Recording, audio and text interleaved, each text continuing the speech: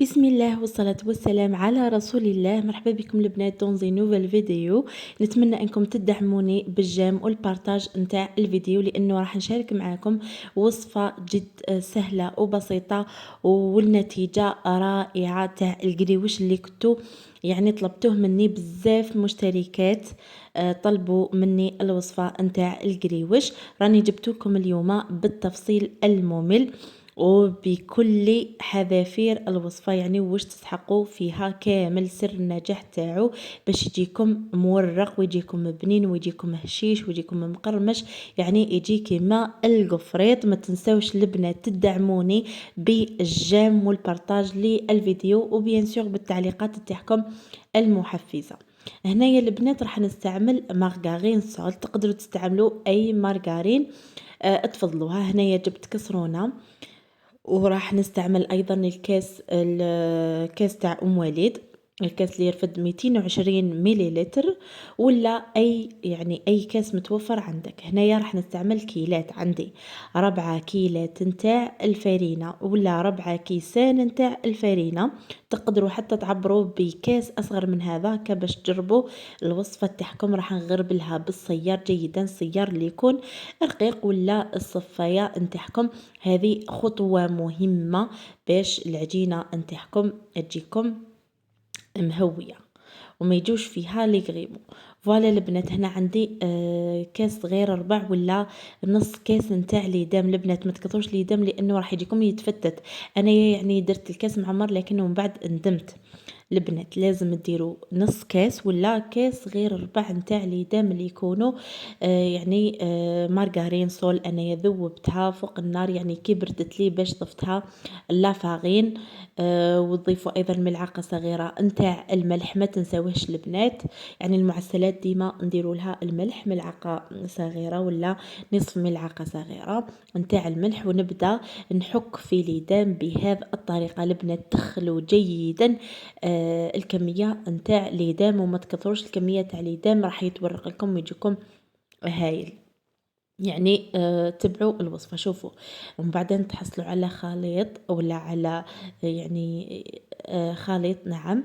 يتجمع ويتفتت، يتجمع ويتفتت. هنا راح نضيف كيس كامل نتاع خميرة كيميائية. وزن الكيس 10 غرام. هنايا ايضا ضفت حبة بيض تكون كبيرة، حيعطينا البيض تاعنا راح يجينا يقلب لنا العجينة تاعنا خفيفة. اللون تاعها يجي بزاف شباب، هذاك الاصفر الباهي. والخميره الكيميائيه راح تنفخ لنا القريوش نتاعنا. هنايا جبت ماء الزهر، عبرت الكاس اللي كيلت به عمرته كامل، وراح نبدا نضيف غير بشويه هكايا حتى نتحصل على عجينه طريه. البنات ما تخافوهاش، ما راحش طموها كيما الصابلي، راح تجمعوها وتدلكوها. شوفوا القوام تاع العجين يكون طري البنات، تكون طريه ماشي شاده روحها. اذا درتوه يابس ما راحش يتنفخ معاكم وراح يجيكم معجن للداخل، يتنفخ لكن يجيكم معجن للداخل ويجيكم ثقيل، ما راحش يجي خفيف. هذاك الكاس نتاع ماء الزهر تكونوا دفوه فوق النار باش تضيفوه للفرينة نتاعكم وتجمعوا العجينة وتخليوها طرية وتدلكوها لمدة دقيقتين ولا 3 دقائق، وتديروها في كيس بلاستيكي تغلفوها مليح وتخلوها تريح لمدة ساعة، ومن بعد تبداو تخدموا بها. اذا كان عندكم شغل تقدروا تخلطوها صباح تبداو تخدموا بها العشية ولا العكس، تخلطوها في الليل وتخلوها تريح في الثلاجة وغد من ذاك تخدموا بها عادي. جبت كمية من العجينة، تستعملوا ديما لا مايزينا. اذا كانت عندكم لا ماشين الخاصه تاع البقلاوه راكم تجوزوا العجينه تاعكم في البقلاوه. اذا ما كانش عندكم شوفوا طريقه التوريق البنات، تحلوها مستطيل ومن بعد تطبقوها كيما شفتوا في الفيديو، وتبداو هكايا تفتحوا بالاستعانه بالمايزينا.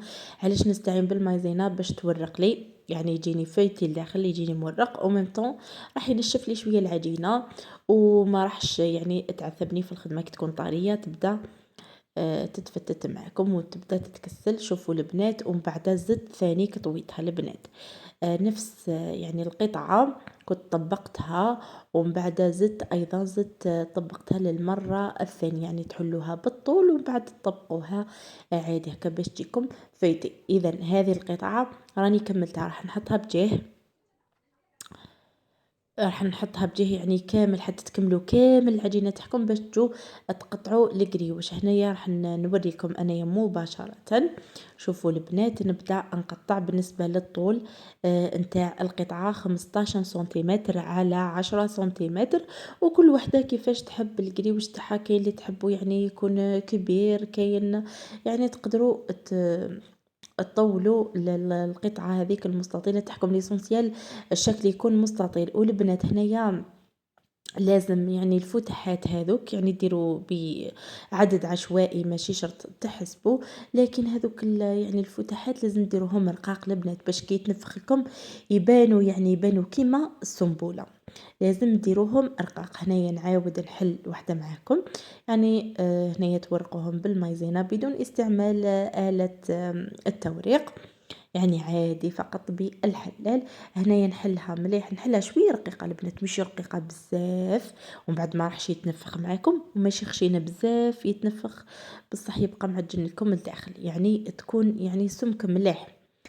هنايا كيما سبق قلت لكم، نعاود لكم انه 15 سنتيمتر على 10 سنتيمتر تقدروا تنقصوا البنات. هنايا الطول يكون 15 والعرض يكون 10 كيما راكم تشوفوا البنات. طبقوها مرتين ومن بعد تزيدوا تطبقوها، يعني اللي ما فهمتش تعاود هذه المرحله باش تفهموا كيفاش تطبقوها. هنايا شوفوا البنات، ومن بعد تدخلوها يعني تفتحوا في الوسط، ومن بعد من اي جهه يعني تدخلوها وتخرجوها بهذا الشكل. نعاود معاكم يعني الطريقة طبقوها سهلة على اثنين، جدا، ويعني مع صغيروا شويه الأول ومن بعد تجيكم تزيدوا صعيبة، لكن من تطبقوها بعد كي للمره تجريتكم الثانيه، حتجيكم ومن بعد بزاف هكايا سهلة. تدخلوا نحاول العجينه اني وتخرجوا. نفتح عاودوا العجينة البنات، عاودوا مليح، ما نخليهاش المقطع خشينة هذايا بزاف باش باش تفهموا مليح يجيني بالنسبه القريوش تاعي خصوصا مليح للمبتدئات. ويموتني، يعني يعني يجيني اللي ما فهموش مهوي الطريقه يعني ويتنفخ معايا في المقلة. فوالا نفتح العجينة تاعي، ومن بعدايا انايا كنت استعملت المسطرة هكا باش تجيكم الحبات كامل كيف كيف، ما تجيش حبة كبيرة حبة صغيرة. هنايا نطبق على 2 ومن بعد نزيد نطبق كيما راكم تلاحظوا، ومن بعد نفتح يعني الفتحات في الوسط، نحاول هكا بطريقة عشوائية في الوسط هكايا وندخل كيما راكم تلاحظوا. نتمنى يعني المشتركات اللي وصاوني انه ندير لهم الوصفة تاع القريوش انهم يكونوا حاضرين في هذا الفيديو. خلوا لي التعليقات نتاعكم، ومام اذا جربتوه خلوا لي في التعليقات، يعني راهم يجوني تعليقات بزاف مشجعة. المشتركات التاوعي يعني هايلين ومشجعين ويزيدوا الطاقة الإيجابية. شوفوا البنات، نحي هذاك الزائد ومن بعد نسخن نجيب يعني كسرونه، انا راني نقلي فيهم في الكسرونه هكا باش تجيني كميه مليحه نتاع الزيت في الكسرونه، ونقص لها شويه يعني تكون متوسطه البنات، ما زيدولهاش بزاف. اذا زدتوا لها بزاف راح يتحمر لكم بسرعه وراح يبقى لكم عجينه لداخل. شوفوا ما شاء الله، يعني بمجرد ما رميت الحبه نتاعي تاع القريوش راهي تتنفخ، يتنفخ لكم البنات. العجينه هايله، ما تكثروش برك ليدام. انا علاه قلت لكم نقصوا الكميه تاع ليدام باش ما يجيكمش يتفتت. انا جاني يتفتت بزاف يعني مبسس بزاف. الوغ كو لازم ديروا 4 كيلات فرينه مع نص كيله ولا كيله غير ربع نتاع لا ماركارين. انا وريت لكم الماركارين اللي استعملتها انايا، ما تقدروا تستعملوا السمن ولا اي نوعيه تاع مارغرين. الحمد لله يعني المنتوج في الجزائر تاع المارغرين راه رائع، يعني كامل الانواع سواء ماني لابيل كامل ما شاء الله، يعني ويخرجوا الوصفات هايلين. هذيك اول وحده يعني اللي كنت جربتها، والاخرين راهم هايلين. شوفوا البنات كيفاش جانا مبسس، يعني يتفتت كيما القفريط. شوفوا ما شاء الله. نتمنى انكم تجربوا الوصفة. أمام أنا نحب يعني الحبات يكونوا أكبر، يعني 15 سنتيم على 10 سنتيم، جاوني هكايا كبار ما شاء الله، يعني قد اليد. وإذا حبيتوا تنقصوا في الحجم نتاع الحبة، ما عليكم غير تنقصوا في السنتيمترات، يعني ديروا في الطول 10 وفي العرض 5، هكا حتجيكم حبة شوية صغيرة. هنايا أنايا عسلت، عفوا جبت العسل اللي كنت دفيته فوق النار باش جيت نعسل القريوش نتاعي. وبالنسبة اللي يكونوا يعني تخدموه من قبل ولا عندكم مناسبة ولا تقليوه وديروه في بورت مونجي وديروه في الكونجيلاتور ديريكتومون، ما تعسلوهش يعني حتى تكونوا حتستعملوه حتى تقدموه باش تروحوا تعسلوه. اوكي البنات، لازم يعني اللي يكون عندها مناسبة تخليه حتى وقت التقديم باش تعسلوه،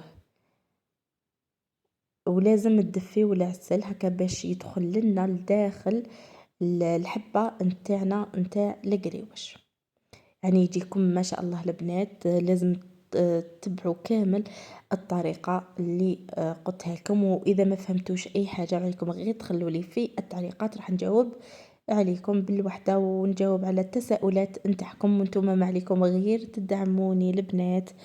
نسحق منكم غير هذاك الجيم فقط والاشتراك، يعني اغلب اللي راهم يشوفوا لي فيديو تاوعي هما غير مشتركين في القناة. فوالا البنات، هذا هو القريبش تاعنا لنهار اليوم. ان شاء الله نكون لبيت الطلب تاعكم يعني في هذا الوصفة، وان شاء الله تجربوها وتنجحوا فيها، واللي جربتها ما عليها غير تخلي لي في التعليقات هكا باش نفرح بيكم، خصوصا الدعاء تاعكم راني نفرح به بزاف البنات. بقاو على خير الى عدد مقبل ان شاء الله. واذا حبيتوا اي وصفه ما عليكم غير تخلوا لي في التعليقات، راح نحضرها معكم بكل رحب وسعه البنات. بقاو على خير الى عدد مقبل ان شاء الله، والسلام عليكم.